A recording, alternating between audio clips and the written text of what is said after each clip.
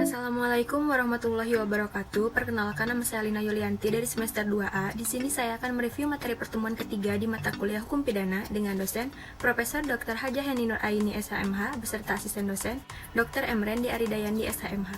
Nah, jadi di pertemuan kali ini membahas mengenai tindak pidana. Yang pertama itu ada alasannya. Lebih banyak dipergunakan istilah tindak pidana dibanding perbuatan pidana, peristiwa pidana, pelanggaran pidana, dan lain-lain. Alasannya yang pertama itu dari segi sosio-yuridis, hampir semua perundang-undangan pidana menggunakan istilah tindak pidana. Lalu yang kedua, semua instansi penegak hukum dan aparat menggunakan istilah tindak pidana. Lalu yang ketiga, para mahasiswa mengikuti tradisi dan kebiasaan menggunakan istilah tindak pidana dibandingkan perbuatan pidana. Lalu ada pengertian tindak pidana, dilihat dari isinya, terdiri dari yang pertama itu ada perbuatan pidana, lalu yang kedua pertanggungjawaban pidana. Terdapat pandangan yang memisahkan pengertian antara perbuatan pidana dan pertanggungjawaban pidana dapat disebut dengan dualistis.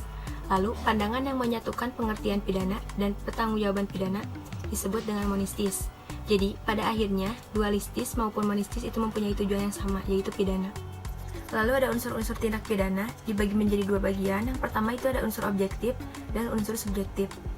Yang pertama itu ada unsur objektif, diantaranya perbuatan, akibat yang menjadi syarat mutlak dari delik, unsur melawan hukum, unsur lain yang menentukan sifat tindak pidana, unsur yang memberatkan, dan unsur tambahan yang menentukan tindak pidana.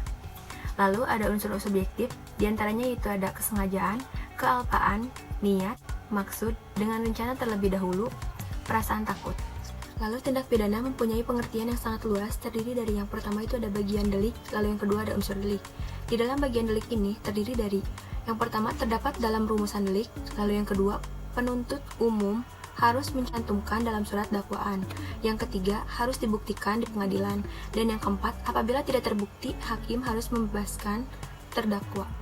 Lalu dalam elemen atau unsur delik itu sendiri tidak terdapat dalam rumusan delik hal yang dapat dipertanggungjawabkan sesuatu tindakan atau sesuatu akibat terhadap pelakunya, terhadap akibat yang ditimbulkannya, dan hal yang dapat disalahkannya berdasarkan unsur kesengajaan atau kealpaan.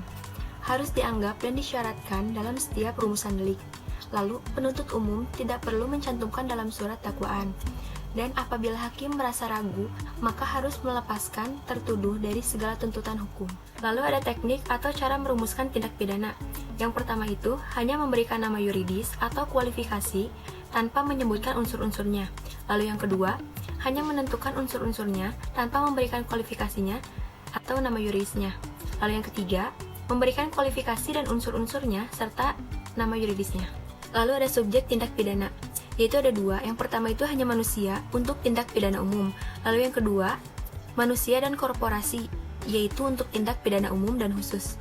Lalu ada jenis-jenis tindak pidana. Menurut KUHP tentang kejahatan, dalam buku 2, pasal 104 hingga 488 KUHP. Lalu tentang pelanggaran, dalam buku 3, pasal 489 hingga 569 KUHP. Perbedaan kejahatan dan pelanggaran didasarkan pada penilaian kualitatif, yaitu kejahatan sanksinya lebih berat dibandingkan dengan sanksi pelanggaran. Selain itu juga didasarkan pada kualitatif bahwa kejahatan yaitu delik hukum, pelanggaran yaitu delik undang-undang. Mungkin cukup sekian yang bisa saya sampaikan. Mohon maaf bila ada kesalahan. Wassalamualaikum warahmatullahi wabarakatuh.